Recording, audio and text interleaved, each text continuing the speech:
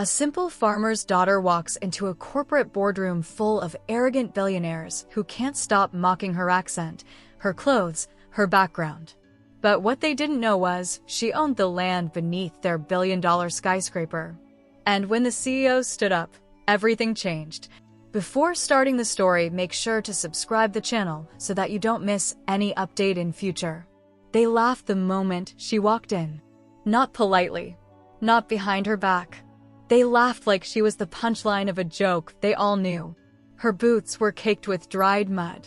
Her dress, plain cotton, faded by the sun.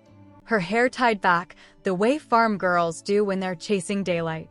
But now she was standing in the middle of a glass boardroom on the 47th floor of a downtown tower, surrounded by suits that cost more than her father's entire harvest. One of them, a man with silver hair and a Rolex that shimmered like ego, leaned back and whispered loud enough for her to hear. "Is the janitor's daughter lost?" They chuckled. She didn't. She just walked to the head of the table, slowly, as if she belonged there. She opened her folder, cleared her throat, looked each of them in the eye, and said 5 words that made the room fall completely silent. "I believe introductions are due." Not a flicker of fear in her voice. Not a trace of apology. Just calm fire. What they didn't know was this. That same morning, before stepping into the building, she'd stood in the exact field where her mother used to harvest wheat and made a promise to the sky. "Today, I take back everything they stole." But what exactly was stolen from her? And why were these billionaires pretending they didn't know her name? You're not ready for what comes next. Long before anyone called her Madam Chairwoman, she was just Ella from the East Field. The girl who delivered vegetables in a rusty pickup. The one who always smelled like soil and diesel. Her father? A proud man with sunburnt hands and cracked knuckles, a farmer through and through. He didn't own much, just acres of stubborn land and a dream too big for his wallet. But the land he did own was gold. Literally. No one knew. Not even him. Until one day, strangers in suits showed up with fake smiles and urgent interest. "We're offering you a once-in-a-lifetime deal, sir," they'd said. "Just sign here." He didn't read the fine print. He just saw the zeros. And when he looked at Ella, his daughter standing barefoot in the dirt, he thought, maybe this could buy her a better life. But the moment he signed, the earth shifted. The company didn't just buy the land. They stripped it. They poisoned it. They flattened the home she was born and bulldozed it like it never mattered. No thank you. No goodbye. Just concrete. Her father died 2 winters later. Not of illness, not of age, but heartbreak. He'd built that farm with his bare hands. And watched it vanish while his daughter stood helpless at the edge of the fence, fists clenched, eyes burning.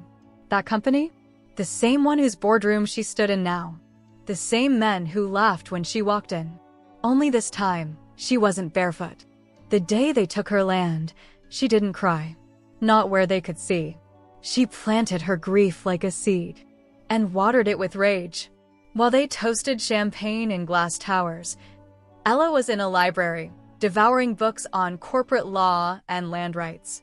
While they bought jets and art and silence, she bought one thing they never expected: time. She worked night shifts, cleaned motel bathrooms, sold corn on roadside stands.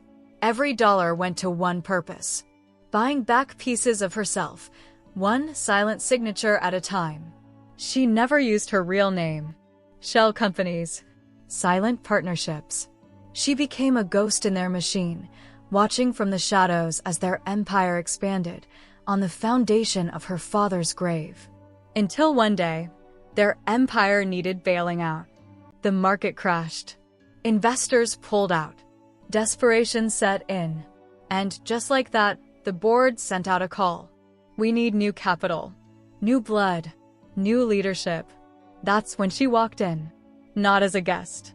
Not as a charity case. But as the majority shareholder. The mud on her boots wasn't from the street. It was from her land. The one they thought they owned. She never wanted revenge. She wanted justice.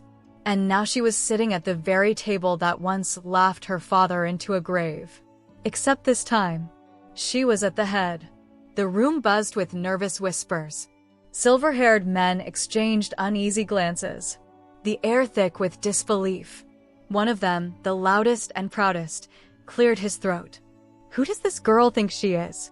Some kind of miracle. Ella smiled, not a mocking smile, but the kind that freezes blood. She leaned forward, fingers steepled. I'm the reason this company still stands. The CEO scoffed. Proof, please. She slid a stack of papers across the table. Contracts, ownership papers, bank transfers, silent shares no one saw coming. You were drowning, she said softly, and I threw you a lifeline. The lifeline you refused to acknowledge. A sharp intake of breath circled the room. Heads nodded reluctantly.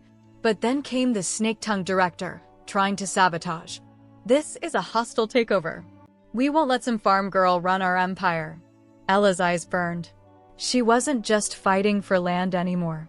She was fighting for respect. For her father's legacy. For every whispered insult. She stood. You mocked my boots. Now, you'll listen to my orders. Silence. The CEO swallowed hard. The tide was turning. This wasn't just business. It was war. And Ella had already claimed victory in her heart. Ella wasn't alone in this fight. Far from it. Behind closed doors, whispers grew into conversations. People who once dismissed her as just a farmer's daughter now watched, curious, intrigued. There was Mara, the company's head of compliance. A woman tired of the corruption, tired of the lies. She saw Ella's truth in the papers, the silent strength behind the mud-stained boots. Then came Raj, a young investor whose conscience didn't match the greed around him. He believed in fairness. And when Ella reached out, he didn't hesitate. Together, they formed a quiet alliance, unseen but deadly. Ella shared her vision, not just of reclaiming land, but rebuilding a future where people mattered more than profits. Change starts with courage, she told them, eyes blazing. And slowly, the boardroom's icy walls began to crack. But the fight wasn't over. The old guard wouldn't go down without a brutal fight. Ella knew this was just the beginning of a war that would test every ounce of her will. Not all battles are fought in open light. Some wars are waged in shadows.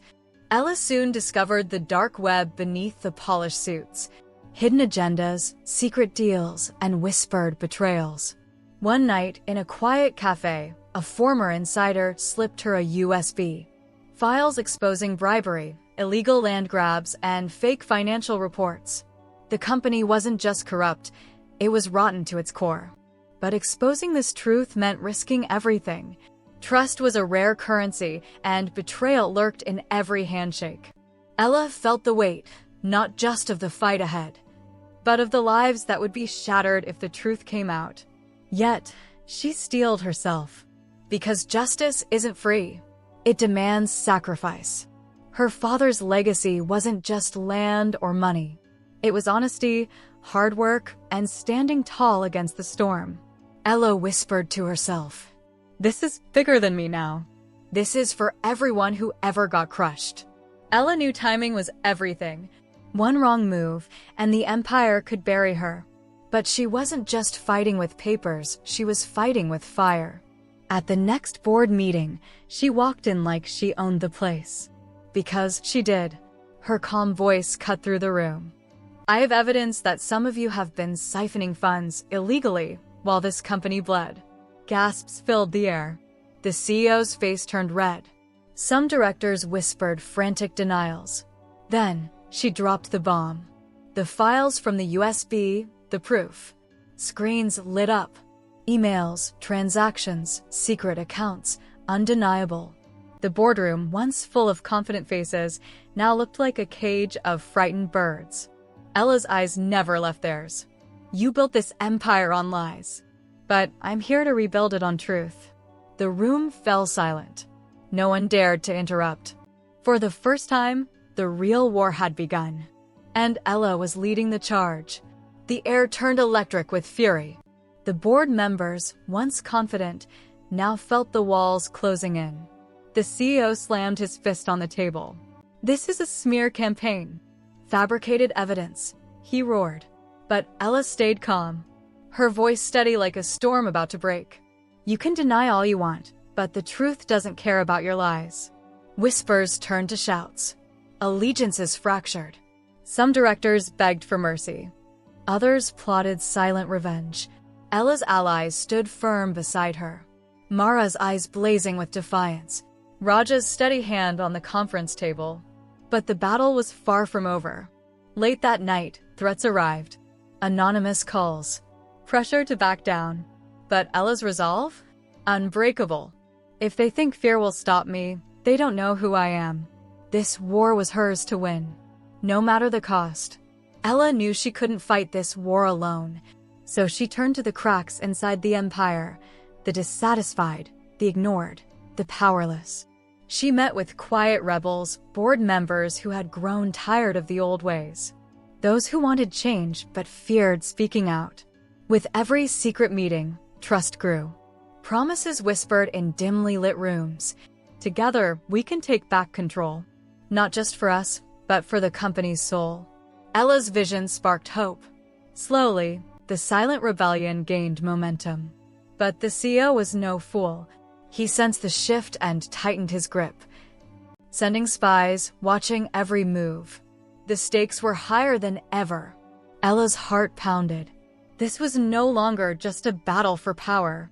It was a war for justice, for legacy, for survival. Just when Ella thought she had allies, the ground beneath her shook. A whispered phone call. A trusted friend's cold betrayal. Someone close, someone she never suspected, had been feeding the CEO's secrets all along. The rebellion wasn't as strong as she believed. The web of deceit was deeper, darker. Ella felt the sting, the heartbreak. But instead of breaking, it forged her stronger. She clenched her fists and whispered, "If they think this will stop me, they've never met the real me." The fight was far from over. If anything, it was just beginning. The night was quiet, but Ella's mind was a battlefield. Every betrayal, every secret, every threat replayed in her head. She wasn't just planning a move, she was planning a revolution. Maps, documents, phone calls. Her room looked like a war room. Each piece carefully placed, each step calculated. She called her closest allies. "This is it," she said, voice steady but fierce. "We end this. Together. No more hiding. No more running." The final storm was coming, and Ella would be the thunder. The boardroom was electric, every eye fixed on Ella. The moment of truth had arrived. She stood tall, unwavering, no fear, only fierce determination. With calm precision, she unveiled the final evidence. The proof of corruption, lies, and greed laid bare for all to see. Gasps, murmurs, and then silence. The CEO's empire crumbled before their eyes. But Ella wasn't just tearing down. She was building something new, stronger, fairer, and honest. Her voice echoed through the room. "This company will no longer be a playground for the corrupt. It belongs to the people who build it, the people who believe in it." And just like that, the tide turned. From the ashes of betrayal rose a leader. Not just a farmer's daughter, but a true Madam Chairwoman. The laughter was gone, replaced by respect, hope, and a future reborn. True leadership isn't about where you come from. It's about standing up for what's right, even when the whole world doubts you. When you fight with honesty and courage, you don't just change your fate, you inspire an entire empire to rise.